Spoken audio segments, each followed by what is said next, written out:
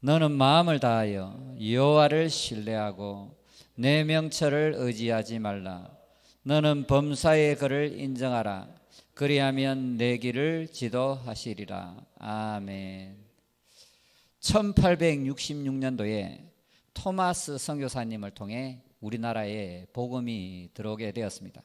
그 이후로 우리나라와 한국교회는 눈부신 발전과 성장을 이루었는데요. 물론 우리가 일제시대를 거치고 6.25 사변을 거치면서 고통과 아픔의 세월도 있었지만 우리나라는 반만 년 동안 그토록 약하고 소외되고 가난을 겪었는데 기독교가 들어온 이후에 우리나라는 세계 경제 10위의 대국이 되었고 복음이 들어온 후에 선교 2위의 선교 대국이 되었습니다.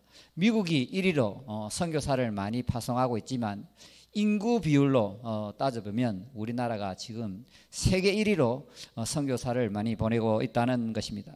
미천하고 부족한 저는 20년 동안 이렇게 성경과 역사를 공부해 보면서 우리나라가 이렇게 발전하고 한국 교회가 눈부신 성장을 이룬 원동력이 어디 있을까 연구해 보았는데요.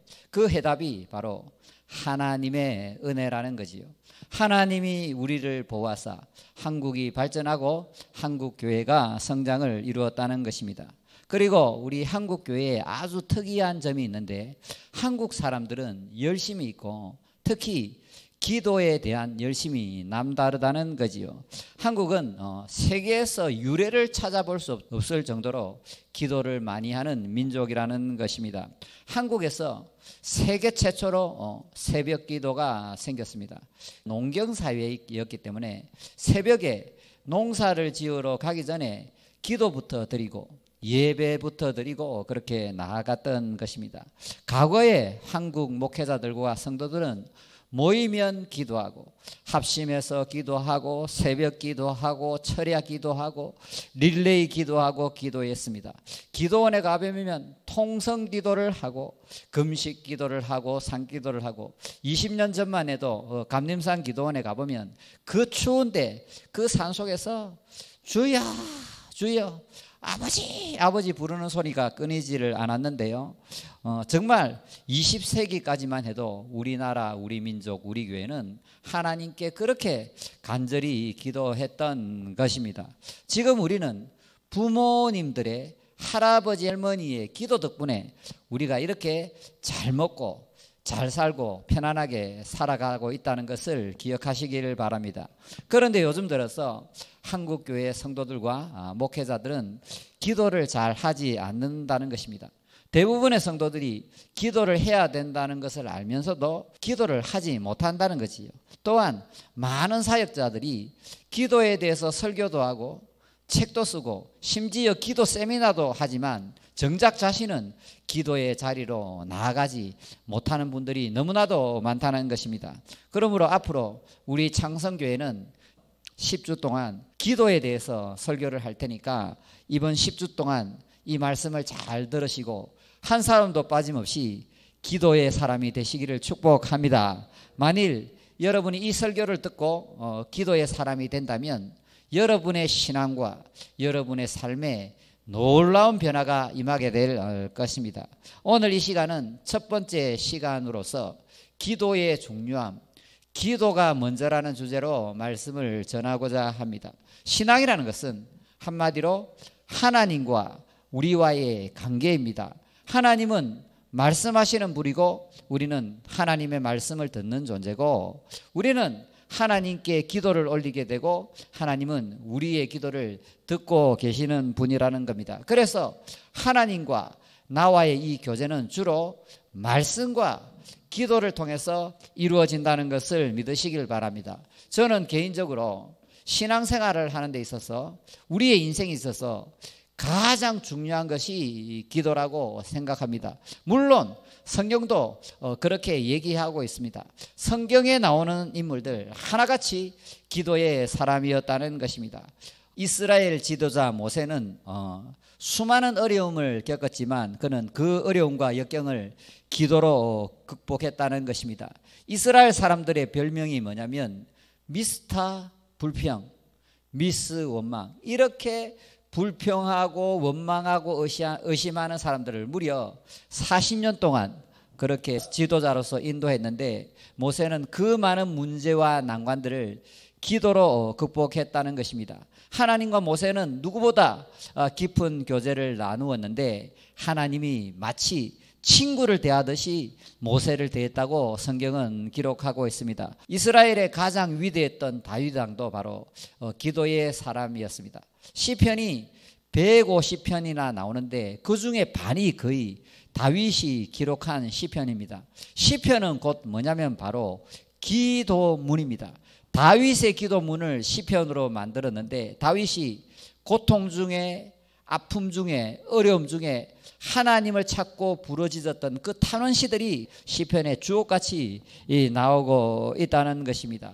또 기도의 사람 하면 우리는 다니엘을 들 수 있는데요. 이 사람은 죽음 앞에서도 눈 하나 깜짝하지 않고 기도했던 사람입니다. 앞으로 30일 동안 하나님께 기도하거나 다른 신들에게 예배하는 사람은 사자굴에 빠져 죽이겠다. 그 사람뿐만 아니라 그 사람 가족까지 3족과 9족을 멸하겠다고 공포했지만 다니엘은 이 조서에 왕의 도장이 찍힌 것을 알고도 자기 집에 돌아가서는 윗방에 올라가 예루살렘으로 향한 창문을 열고 전에하던 대로 평소에 기도의 습관을 가지고 있었기 때문에 하루에 3번씩 무릎 꿇고 기도하며 그의 하나님께 감사하였더라고 말씀하고 있습니다. 사무엘 선지자 역시 기도의 사람이었습니다.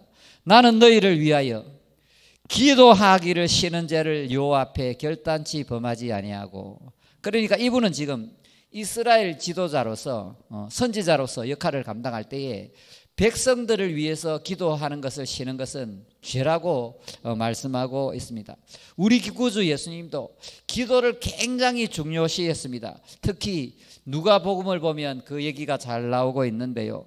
예수님은 새벽에도 기도하셨고 밤늦게도 기도하셨고 사역 중간중간에도 기도하셨고 습관을 따라 기도하셨고 십자가 지시기 전날 밤에는 겟세마네 동산 기름을 짜내 듯한 그 고통 속에서도 기도하셨고 십자가에 달리셔서 죽음 직전에도 주위의 사람들을 위해서 기도하셨고 또 운명하실 때도 기도하다가 운명하셨고 지금은 하나님 보좌 우편에서 우리를 위해서 기도하고 계신다는 것을 믿으시기를 바랍니다.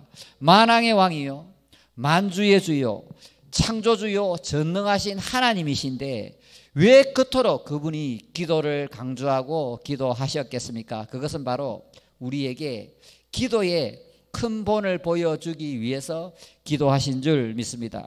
예수님의 제자들도 스승의 가르침에 따라 하루에 3번 시간을 정해놓고 기도했습니다. 시편 55편 17절에 시편 기자는 저녁, 아침, 정오에 기도한다고 고백하고 있는데 이것이 바로 유대인들의 전통인 것입니다. 유대인들의 전통을 따라서 예수님의 제자들도 하루에 3번씩 하나님께 기도를 하며 기도 생활을 중시했던 것입니다. 초대교회의 탄생과 기도는 뗄래야 뗄 수 없는 불가분의 관계에 놓여 있었습니다.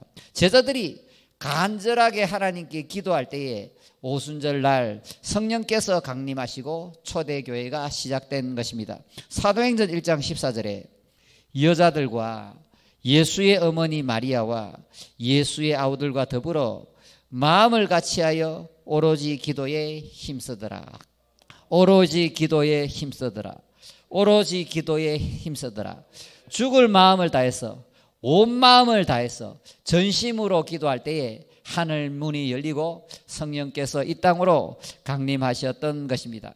사도 바울이 기도의 사람이라는 것은 굳이 말할 필요도 없습니다. 사도 바울은 골로새서 4장 2절에 기도에 항상 힘쓰고 기도를 계속하고 기도에 감사함으로 깨어있으라고 말씀했던 것입니다. 참고로 이슬람교 사람들은 하루에 5번 예배드리고 기도를 한다는 것입니다. 새벽, 정오, 오후, 일몰, 밤 5번이나 기도하는데 우리가 이런 것을 할 때에 기도해야 되지 않겠습니까? 네. 기독교 역사에 있어서도 하나님의 사람으로 쓰임받았던 사람들은 하나같이 기도의 사람들이었습니다. 칼빈은 하루의 모든 일과를 시작하기 전에 기도하고 일과 중에도 기도하고 기도로 준비하고 진행하고 마무리했습니다. 그는 이렇게 말합니다. 기도는 우리의 모든 생각과 소원, 기쁨과 슬픔을 온 마음을 다하여 은으로서 하나님께 아뢰는 것이다. 감리교의 창시자이며 부흥회의 원조였던 요한 웨슬레도 기도의 사람이었습니다. 이분이 유명한 얘기를 했습니다. 세계가 나의 교구다. 전 세계를 향해서 선교의 불꽃을 태웠는데요. 이분이 이렇게 얘기합니다.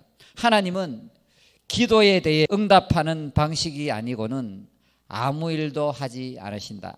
심지어는 스스로 하나님께 돌이킨 사람을 보더라도 그 배경에는 반드시 중보 기도가 있었다. 여러분이 지금 이 자리에 있는 거, 여러분이 회심하고 예배드리는 데는 이유가 있는데 그 뒤에서 누군가가 반드시 기도했다는 것입니다. 오늘 이 자리에 우리가 우연히 모여 있는 것은 아니고 여러분이 이 자리에 나와서 예배드릴 때에는 여러분을 위해서, 여러분의 영혼을 위해서, 여러분이 구원을 받도록 천국 가도록 그렇게 누군가가 간절히 기도했다는 거지요. 어머니가 될 수 있고 아버지가 될 수 있고 삼촌 누구 친지 형제가 될 수 있고 사랑하는 동생이 될 수 있고 오빠가 될 수 있고 누군가가 기도했기 때문에 여러분이 이 자리에 있을 수 있다고 얘기하고 있습니다. 한 번은 어떤 사람이 이 요한 웨슬레 목사님이 심우하던 교회를 이렇게 가보았어요. 요한 웨슬레 목사님 돌아가시고 나서 그렇게 가보았는데 그 이 마룻바닥이 이렇게 쭉 이렇게 돼 있는데 그 마룻바닥 예배당에 구멍이 2개가 나 있는 거예요. 그래서 그 사람이 물었습니다. 자기가 요한 웨슬레 목사님을 너무 좋아하니까 왜 이토록 유명한 목사님, 정말 전 세계를 휘저었던 이 목사님이 심우하시던 이 교회에 바닥에 구멍이 2개나 나와 있는데 수리하지 않고 이대로 놔뒀냐 물어보니까 그것을 관리하던 분이 어떻게 대답했냐면 이 구멍은 요한 웨슬레 목사님께서 평소에 살아계실 때 무릎을 꿇고 기도하셨는데 얼마나 간절히 기도하셨는지 마룻바닥에 구멍이 났다고 설명했다는 것입니다. 스코틀랜드의 존 낙스와 메리 여왕이라는 분이 있었는데 지금으로부터 400~500년 전에 이 구교, 신교, 천주교와 기독교가 굉장히 싸움을 했습니다. 그때 이 메리 여왕이 캐톨릭이었는데 이 여왕이 죽으면서 존 낙스 자기 라이벌에게 이런 얘기를 했습니다. 100만 대군보다 기도하는 존 낙스 저 한 사람이 더 무섭다. 이렇게 얘기하고 꼴까닥 이렇게 운명했다는 얘기입니다. 미국의 대각성 운동의 주역 찰스 피니는 죽을 만큼 기도하라고 우리에게 권면했습니다. 여러분 잘 아시는 조지 물러, 그가 기도했는데 5만 번의 기도 응답을 받았다고 하는데요. 이분은 65년 동안 고아원 사역을 했습니다. 65년 동안 단 한 번도 사회단체나 국가에 가서 돈 빌려달라 도와달라는 얘기하지 않고 오로지 기도만 평생 동안 고아들을 재우고 먹이고 입히고 공부시키고 오직 기도를 통해서 그의 사역을 감당했다는 것입니다. 기도의 성자 E.M. 바운즈, 새벽에 3시간 기도하지 않으면 목회를 하지 마라. 새벽에 3시간 기도하지 않으면 설교를 하지 마라고 경고하고 있습니다. 우리나라도 마찬가지인 것입니다. 평양 대부흥운동의 주역이었던 길성주 목사님은 새벽에 기도하셨는데 이 새벽 기도 운동이 한국과 우리 민족과 그 다음에 기독교를 부흥시키는데 결정적인 역할을 했습니다. 우리나라는 반만 년 동안 가난했습니다. 중국, 몽골, 일본, 만주족 허다하게 우리나라를 침범했는데 아마도 5,000년 역사 동안 크고 작게 1,700번의 침략을 받았던 약소국이었습니다. 그러한 나라가 민족 중흥의 역사를 이루고 세계 경제 12대국, 선교 2위의 대국, 문화 대국이 되어서 BTS 아이들이 미국 가서 빌보드 차트에서도 1등하고 이런 일이 우리나라 5,000년 역사에 딱 한 번 있었다 믿습니까? 그런데 그것이 바로 우리 선조들의 기도, 기독교의 하나님께서 우리를 보호하셨기 때문에 우리가 이만큼 잘 먹고 잘 살고 있다는 것을 꼭 기억하시기를 바랍니다. 사랑의 원자탄이라고 불리는 손양원 목사님, 이분은 초등학교 4학년 때부터 새벽기도 가고 싶어서 엄마 옷자락에 자기 옷자락을 묶고 잤대요. 그때만 해도 교회가 얼마 없었기 때문에 새벽에 기도하러 가려면 10리를 걸어가야 돼요. 추우나 더우나 새벽 기도 가기 위해서 10리를 걸어가야 되는데, 이 초등학교 4학년이 엄마하고 새벽 기도하려고 자기 전에 엄마 옷자락에 자기 옷자락을 묶고 새벽에 엄마가 자기를 데리고 가지 않을까 봐 그렇게 기도하고 준비되었던 목사님께서 이 나라와 민족을 살리고 사랑의 원자탄으로 지금도 하나님께 영광을 돌리고 있다는 것입니다. 우리나라 감리교의 큰 스승이지요, 강문호 목사님은 기독교는 기도교다, 기도를 찾으면 다 찾은 것이요, 기도를 잃으면 다 잃은 것이라고 말씀하고 있습니다. 수영로 교회의 원로 목사님이신 정필도 목사님이 이런 책을 썼습니다. 제 서재에 있습니다. 교회는 무릎으로 세워진다. 나 자신은 무릎으로 세워진다. 부부관계도 무릎으로 세워진다. 가정도 자식도 무릎으로 세워진다. 직장과 사업도 무릎으로 세워진다. 나라와 민족도 무릎으로 세워지고 하나님의 나라도 선교도 무릎으로 세워진다는 것을 꼭 기억하시길 바랍니다. 제가 지난주 월요일 날 여러분에게 그 단톡을 올려드렸는데요, 거기 누가 나왔냐면 다니엘 기도회에 나오는 천정은 자매가 나왔습니다. 이분은 37살 때 암에 걸렸는데 지금까지 8년 동안 암에 걸렸다가 고침받았다가 암에 걸렸다가 고침받았다가 반복을 하고 계신 분인데, 이분은 암에 걸린 이 자체로 자기보다 더 아픈 암에 걸린 사람들을 이렇게 치유하는 분이었습니다. 암이 얼마나 많이 전이 됐냐면 몸속 할 것 없이 뼈까지 다 전이 되어서 도저히 고칠 수 없다, 이 정도의 몸이 되었을 때 하나님이 고쳐주셨고, 이분이 이 자기의 삶 속에서 중요하게 여기는 것이 새벽기도예요. 그 얘기 듣고 제가 너무나도 은혜를 받았는데, 이분이 처음에는 기도하는 것이 너무나도 힘들었대요. 그런데 한 번은 이런 생각이 들더래요.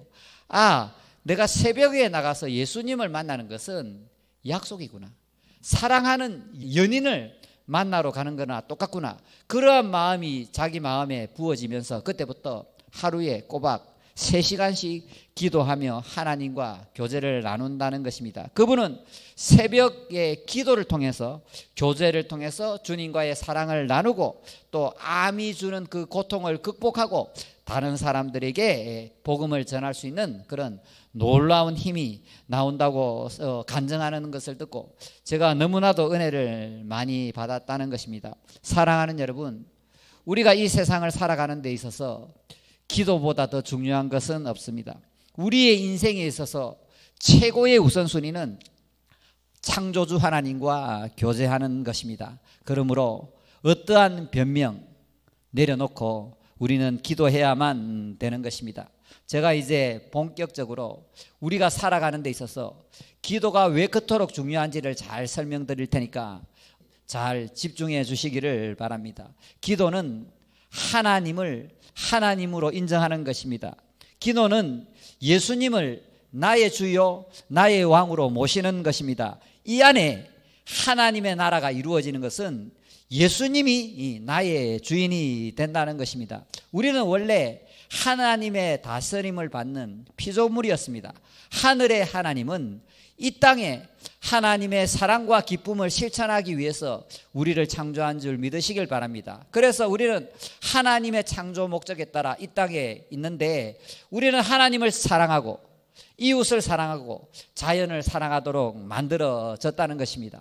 우리는 하나님을 예배하고 하나님을 사랑하고 하나님을 철저하게 의지하도록 만들어졌는데, 그러나 어느 날 뱀, 마귀라고도 그러고 사탄이라고도 그러는데요, 그 뱀이 인간을 유혹했기 때문에 인간은 그 유혹에 넘어가서 죄를 짓고 하나님을 떠나게 되었다는 거지요. 인간은 하나님의 피조물로서 겸손의 결정체로 만들어져서 오직 하늘을 바라보고 해바라기가 해를 바라보는 것처럼 하늘 바라보기, 주바라기가 되어서 그렇게 살고 있었는데 이 뱀이 우리 속에 죄를 불어넣으니까 우리 마음속에는 교만의 독이 들어오게 된 것입니다. 그러니까 인간이 선악과를 범하고 교만해지니까 하나님을 마음에 두기 싫어합니다. 즉 하나님의 간섭을 싫어합니다. 하나님 없이 하나님 제쳐두고 독립적으로 살기 원한다는 거지요. 하나님 없는 유토피아를 꿈꾼다는 것입니다. 내가 원하는 대로, 내가 바라는 대로, 내 마음대로 살고 싶어하는 본성을 가지게 되었다는 것입니다. 예를 들어보면 환경이 잘 돌아가고 내가 원하는 대로 돈이 생기고 내 배우자나 자식이 내 마음대로 움직여주고 내 인생과 내 미래가 내 생각, 내 고집, 내가 바라는 대로 살기를 원하는 것이 타락한 인간의 본성이라는 것입니다. 이러한 맥락에서 앤드류 머레이 목사님은 다음과 같이 얘기하고 있습니다. 그는 하늘의 문을 여는 기도라는 책에서 기도를 하지 않는 것은 하나님을 거역하는 죄다. 기도하지 않는 것은 하나님의 주권을 인정하지 않는 겁니다. 내 생각, 내 마음, 내 고집, 내가 가진 능력으로 그렇게 살아간다는 것입니다. 그런데 심각한 것은 예수를 믿고 하나님의 자녀가 되었음에도 여전히 내가 원하는 대로 살기를 원한다는 것입니다. 심지어는 하나님을 이용해서라도 내가 원하는 것을 얻으려고 한다는 것입니다. 만일 내가 원하는 대로 되지 않고 내가 바라는 대로 되지 않으면 실망을 하고 낭망합니다. 어떤 사람들은 절망과 침체 속에 빠져서 교회를 떠나고 하나님을 멀리 한다는 거지요. 또 어떤 사람들은 자기 마음대로 자기 생각대로 인생이 풀리지 않으면 하늘에 대고 원망과 분노를 터뜨리고 불평을 터뜨린다는 것입니다. 이것은 왜 그러냐면 신앙과 인생과 기도의 본질을 모르기 때문에 그렇게 한다는 것입니다. 사랑하는 여러분, 예수를 믿지 말고 주 예수를 믿으시길 바랍니다.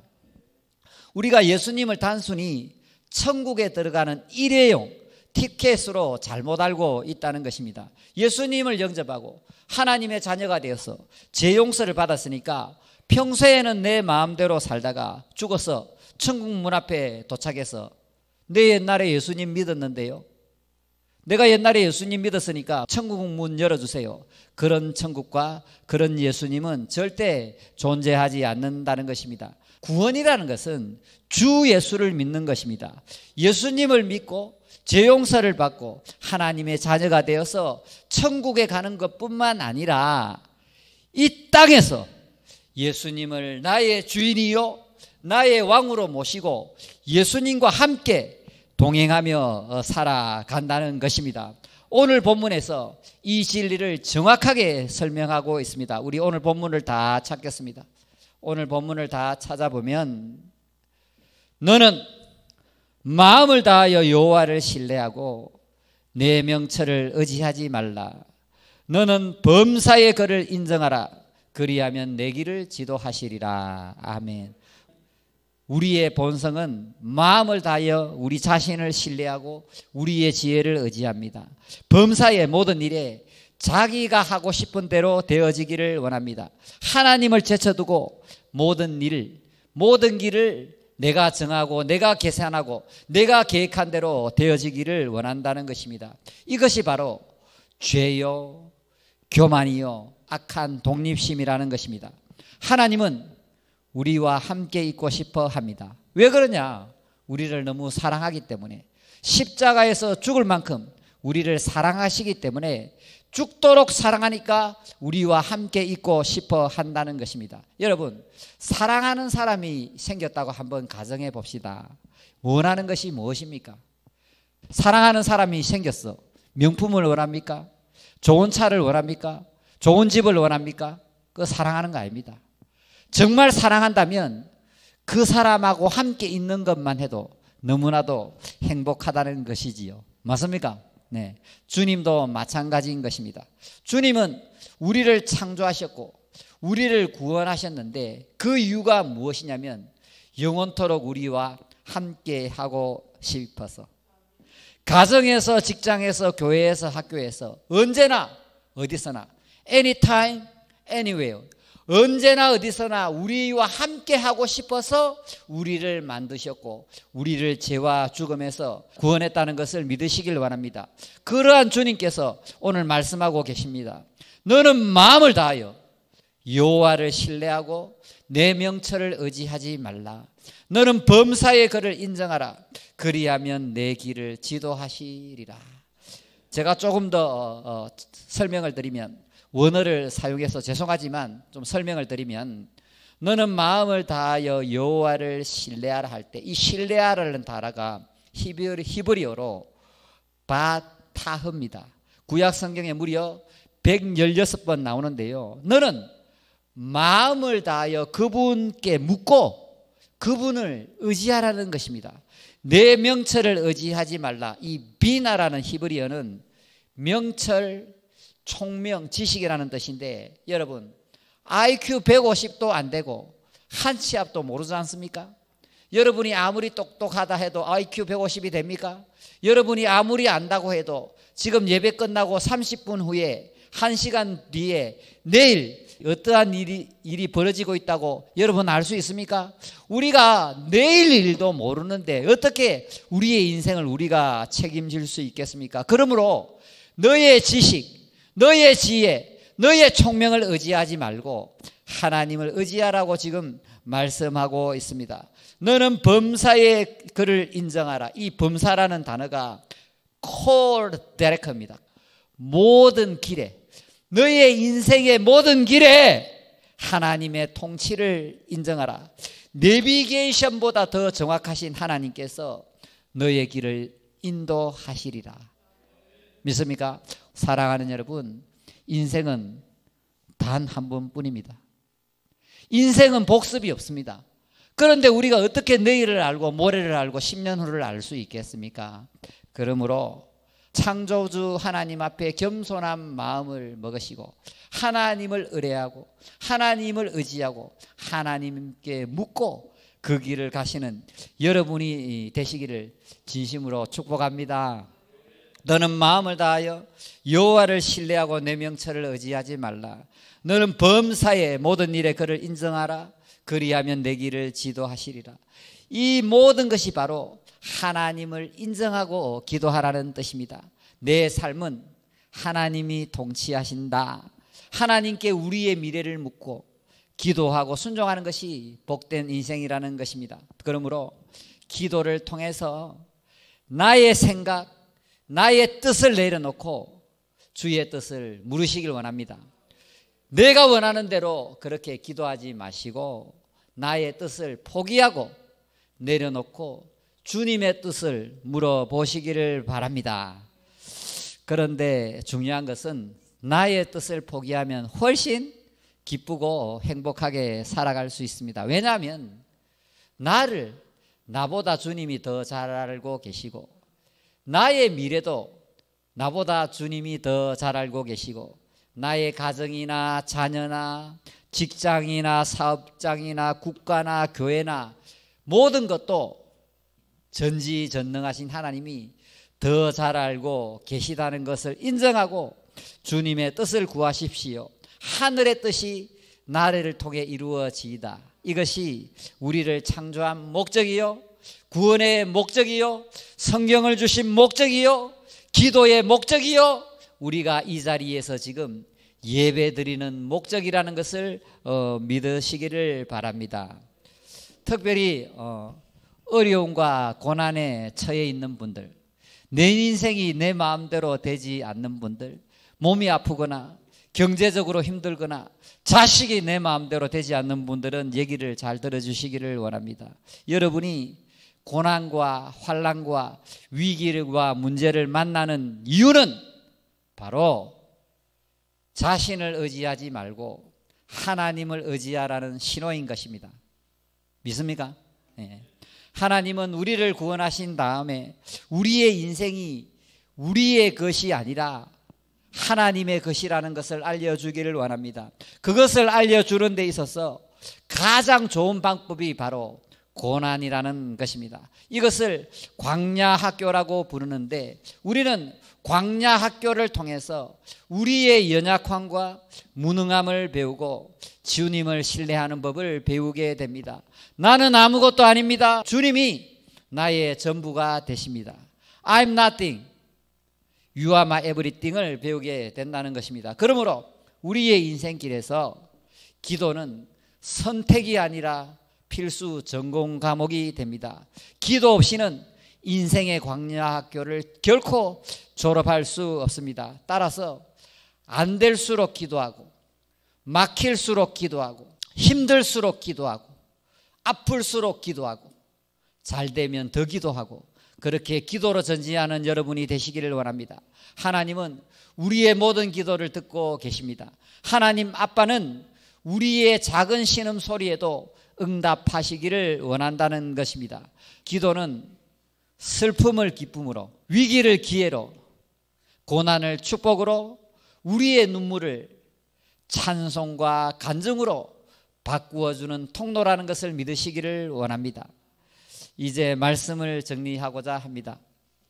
오늘 성경과 역사를 통해서 우리나라와 한국교회가 눈부시게 발전한 그 원인은 하나님의 은혜와 우리 민족의 기도에 있었다고 말씀드렸습니다. 여러분의 인생에 있어서 신앙에 있어서 기도가 먼저라는 것을 결코 잊지 마십시오. 모든 일에 있어서 자신을 의지하지 않고 주님을 의지하고 기도하면서 복된 삶을 살아가시기를 주님의 이름으로 축복합니다. 우리 찬양하신 후에 한번 기도하겠습니다.